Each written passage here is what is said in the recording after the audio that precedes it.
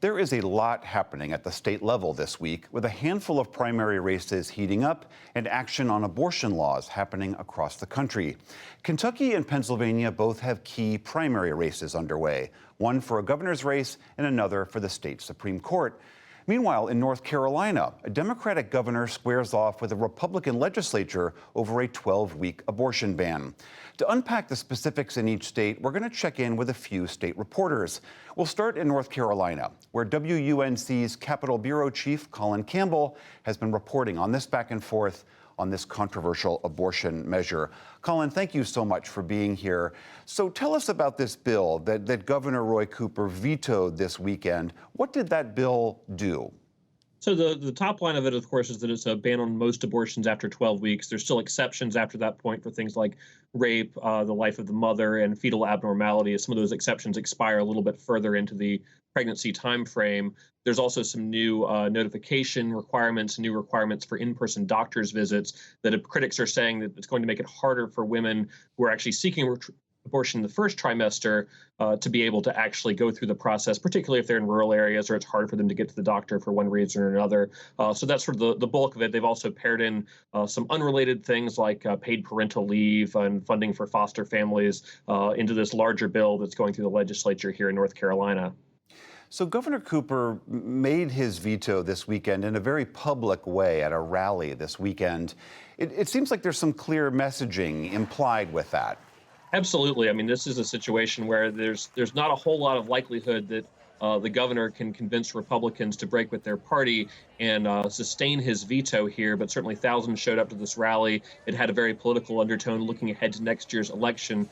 Certainly Democrats in North Carolina feel like this is an issue that can fire up their base and potentially help them flip some seats here in the legislature to their party and keep the governor's mansion in Democratic hands coming to 2024.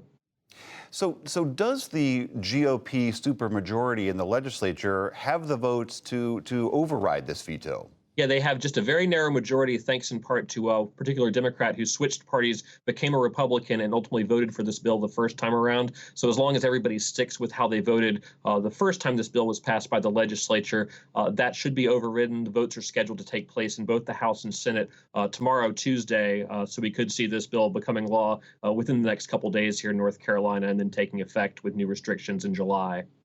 So what does that mean? My understanding is that North Carolina, let's just say this law goes into effect. I know North Carolina has been having a lot of women from neighboring states that do have stricter abortion bans in place coming to North Carolina. This would seem to put North Carolina off the map for that as well. Yeah, I think that's something that the Republicans are actually thinking of as they created this particular law. Certainly, if you're coming from another state and you have to make multiple doctor's visits, even if you are seeking an abortion prior to 12 weeks, that makes it harder for someone who's coming across from Tennessee to come into North Carolina multiple times to jump through the hoops to get the procedure. So that may make North Carolina less attractive as a destination for people coming from other southern states that have stricter bans, even as it's still less strict here than in other states around us and further south that have more 6-week or other types of abortion bans on the books. So we may still see some of that. It may not be as great, and some folks may have to drive further north to be able to get a quick and easy to access abortion procedure. All right, Colin Campbell of WUNC, thank you so much for being here. Thanks for having me. Turning now to Kentucky, Republican voters will head there to the polls tomorrow in one of the nation's most contested races of the year. Kentucky is just one of 3 states with gubernatorial elections this cycle, along with Louisiana and Mississippi. But with Democrat Andy Beshear currently in the governor's mansion, the GOP is looking to secure all levers of the government in that state. Ryland Barton from Kentucky Public Radio joins us now. Ryland, thank you so much for being here. A bunch of Republicans want to get in and get this nomination to go after Governor Beshear. What are the main issues that voters are talking about now? I mean, one of the big issues is the fact that Andy Beshear, a Democrat, is governor in such a Republican state. as Kentucky has become in recent years, Republicans really feel like this is their chance to topple him during the general election in November. And so there's a long line. About 12 Republicans have lined up to for the chance at the nomination. Three main contenders so far. A lot of the arguments during the race have focused on some of the hot button national issues that you've seen across the country and in Congress, even a lot of anti-trans messaging and leaning into anti-trans policies that were passed during the Kentucky's legislative session earlier this year, and really accusing one another of being the most liberal or so-called woke candidate within the Republican primary. So it's gotten a little nasty towards the end of the race here. A lot of mudslinging going on, and a couple candidates trying to capitalize on not getting into that fight too. And who are those top candidates? So there's Daniel Cameron. He's the Republican Attorney General. He's been in office for 4 years, and he's the one who's endorsed by former President Donald Trump. And then there's Kelly Craft, former ambassador to the United Nations during the Trump administration. She was a prolific fundraiser in Republican politics in Kentucky, and I think it's notable that towards the end of this race, they've been accusing each other of being the most, who's the less establishment candidate. Kelly Craft going after Daniel Cameron for being a protege of Senate Minority Leader Mitch McConnell, and so again, during the primary, there's this different kind of language going on as to who can be the most conservative. They'll have to pivot a little bit for the general election, but right now it's gotten very interesting, and a lot of money has already been spent in it. Now, this is an off-year election, so there's not a lot of other big races and big names on the ticket to draw voters. Do you think that that's going to have a big impact on turnout? It really will, and there's the long history of this because this always happens in these odd-numbered years. So, Secretary of State's predicting about 10% voter turnout back in 2015. Last time there was a crowded Republican primary, it was about 13%. And the winner in that race, Matt Bevin, ultimately won that race by about 83 votes. And that was really attributed to the top two candidates getting into a big fight where voters kind of soured on them. And it created a lane for that third place candidate to win. So a lot of people are watching the results with some trepidation because it really could kind of go any way because of the low voter turnout expected. All right, Rylan Barton of Kentucky Public Radio, thank you so much. Thank you. Moving over to Pennsylvania now, which holds primary elections tomorrow. Voters from both parties will choose their nominees to run to fill a seat on the state's Supreme Court. The 7-member court currently consists of 4 Democrats and 2 Republicans with 1 vacant seat.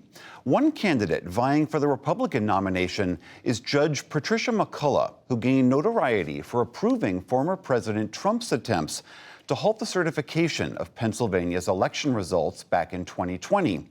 Following this all closely is Katie Meyer. She's the government editor and reporter with the investigative newsroom Spotlight PA. Katie, thank you so much for being here. So Democrats and Republicans are picking their candidate to run for this seat. What is the state of the race there right now?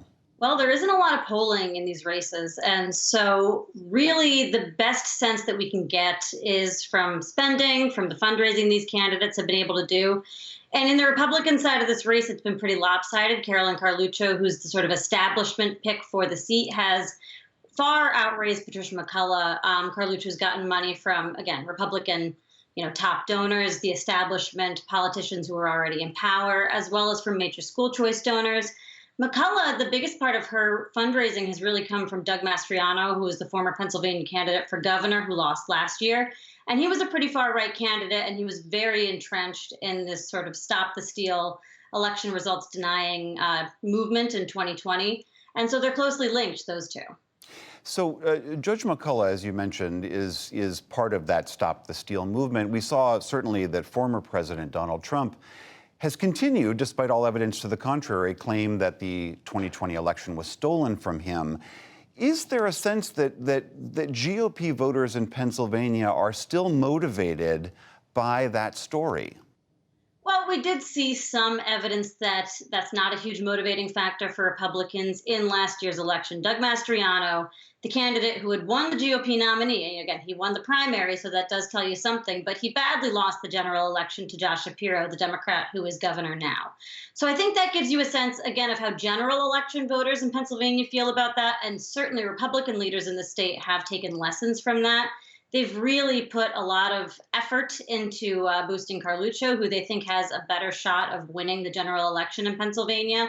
And so McCullough hasn't gotten a lot of traction among her own party's establishment. Now, that doesn't mean primary voters won't go for it, but again, she hasn't raised or spent much. So how much of this does really matter? I mean, we know that, for instance, there was incredible focus on the state Supreme Court race in Wisconsin. But in this case, the Democrats already have a majority, even if a Republican were to win, even if McCullough were to win. How relevant is that for the court? Well, it is relevant just because in a couple years there will be more seats up on this court, and then Republicans would be in striking distance, especially if they win this year's election, to taking the court back. And in Pennsylvania, the courts are pretty partisan, and specifically, they often have a huge role to play in choosing congressional maps when we redistrict, in resolving vagaries in election law, because Pennsylvania's election law does have a lot of gray areas. So deciding which ballots can be counted if these issues aren't resolved. The courts will have a big role in that. So I would say, these justices will say that they're not very partisan, and indeed they're not supposed to be, but, people do view these races as partisan. So I think that tells you something. So, absolutely, these elections, especially a few years down the line, will have great effects. All right, Katie Meyer of Spotlight PA, thank you so much for being here. Thanks for having me.